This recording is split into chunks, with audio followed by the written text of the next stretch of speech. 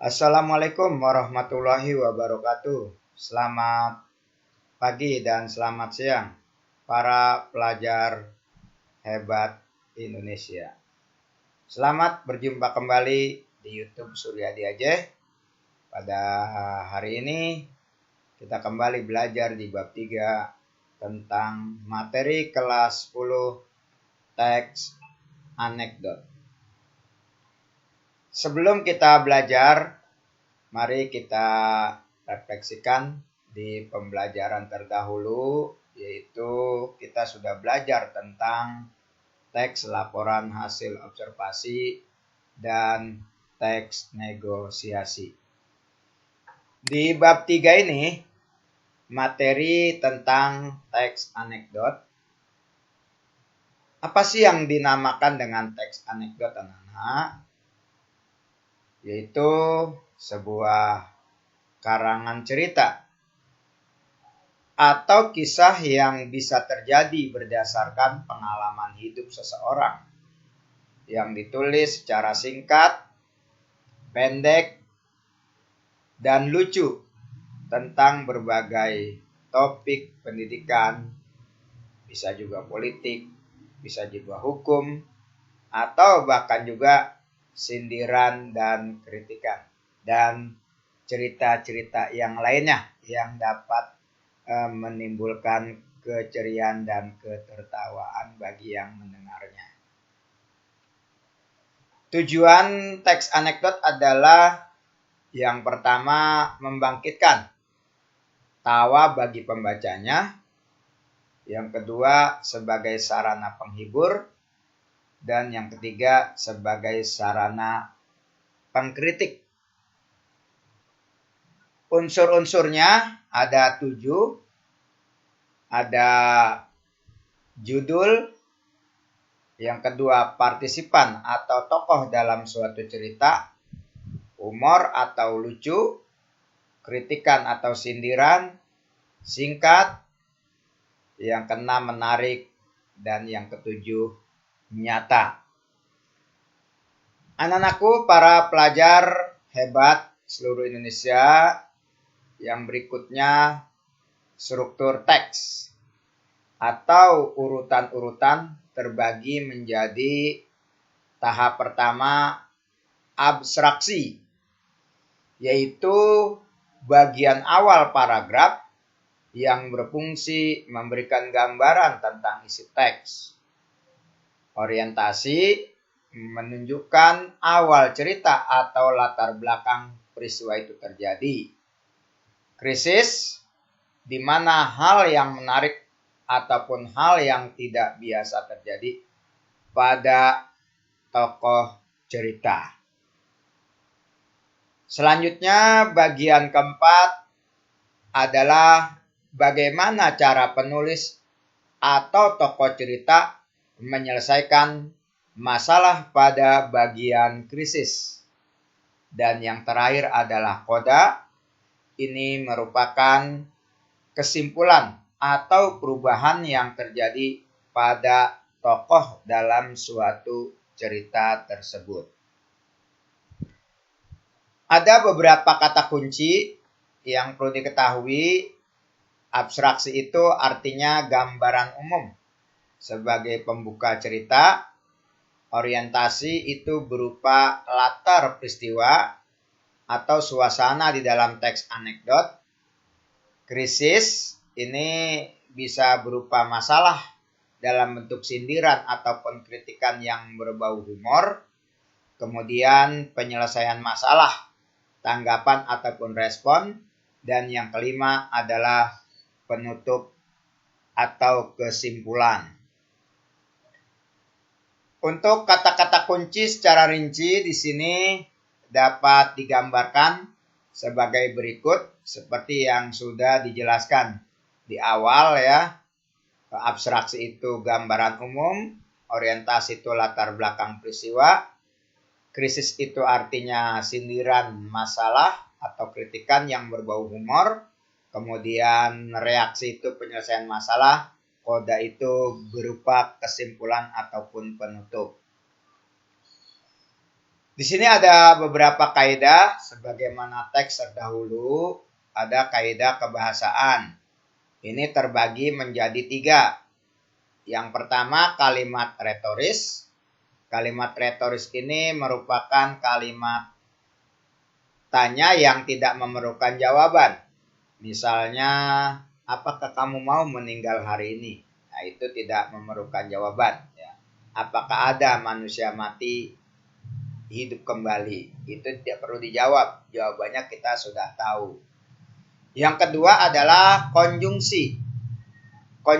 Konjungsi itu kata hubung temporal atau tanda hubung waktu. Misalnya lalu, setelah, kemudian. Kata hubung sebab akibat, maka, karena, oleh sebab itu. Contoh, saya hari ini akan pergi ke Surabaya. Lalu saya melanjutkan perjalanan ke Bali. Nah, itu adalah kata penghubung ya. Baik, yang ketiga adalah kata kerja aksi.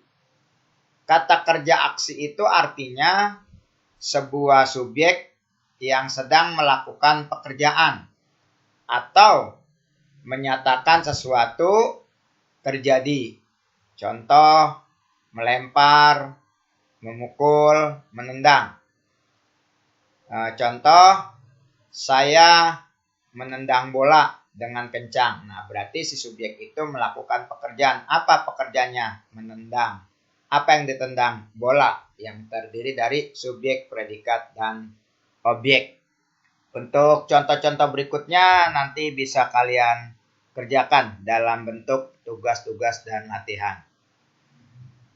Berikutnya, di sini kalimat perintah. Kalimat perintah itu adalah kalimat yang mengandung makna perintah. Contoh, jangan bicara selagi makan. Jangan kau berbicara ketika sedang mengikuti pelajaran. Itu perintah. Yang kedua adalah kalimat seru, yaitu kata yang mengungkapkan perasaan seseorang. Wah, sepatumu bagus sekali. Aduh, sakitnya perut ini karena belum makan sejak tadi pagi.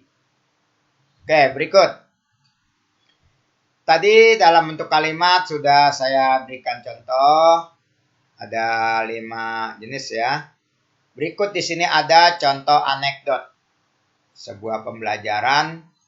Ini hukuman penjara seumur hidup untuk pencuri ikan. Mohon disimak baik-baik ya. Sesudah diadili di pengadilan, seorang napi muda akhirnya dijebloskan ke dalam penjara. Hari pertama, napi kawakan menanyanya, umurmu masih muda begini, kok sudah masuk penjara? Kejahatan apa gerangan yang telah kamu lakukan? Mencuri ikan, jawabnya. Napi muda itu dengan singkat. Napi kawakan bertanya kembali, kamu divonis berapa tahun? Aku divonis hukuman seumur hidup dengan masa percobaan 2 tahun, jawab napi muda. Dengan rasa takjub, napi kawakan itu menanya lebih jauh. Mencuri ikan tak sampai dihukum seberat ini. Masa kan ikan yang kamu curi itu ikan paus? Lalu napi muda menjawab, aku hanya membom ikan di dalam waduk dengan sebuah detonator tenggelam. Kemudian 3 ekor ikan mengambang di permukaan air. Napi kawakan, ini kan termasuk kasus biasa. Paling-paling kamu ditahan 2 hari saja.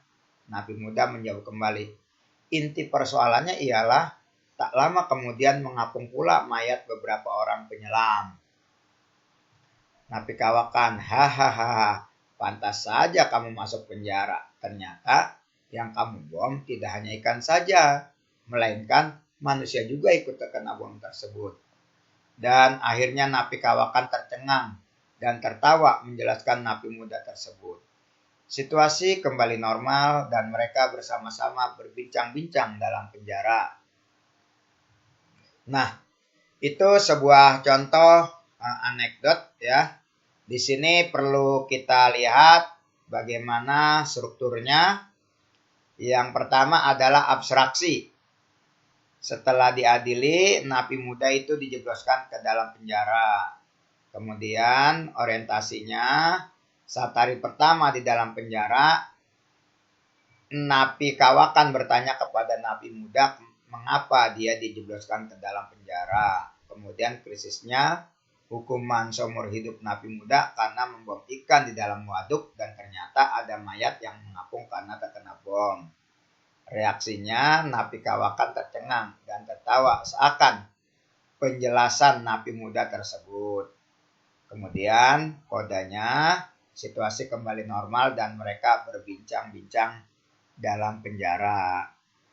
Nah, di sini juga ada contoh ya, presiden dan burung beo. Di sini dapat kalian saksikan ada presiden ya. Kemudian juga ada burung beo ya. Di sini dapat kamu simak dengan baik.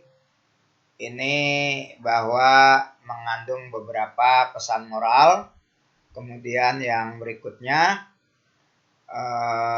jadi yang diajarkan dua bahasa ini menjadi campur aduk salah ya. Kamu baca selanjutnya, kamu simak baik-baik dan akhirnya di sini terdapat struktur secara singkat, yaitu abstraksinya ada 2 orang presiden yang terlibat dalam sesi tanya jawab. Orientasinya, suasananya cukup mengherankan. Kemudian krisisnya yang jelas, kalau kedua kakinya ditarik, burung bionya akan jatuh dari sarangnya. Bego.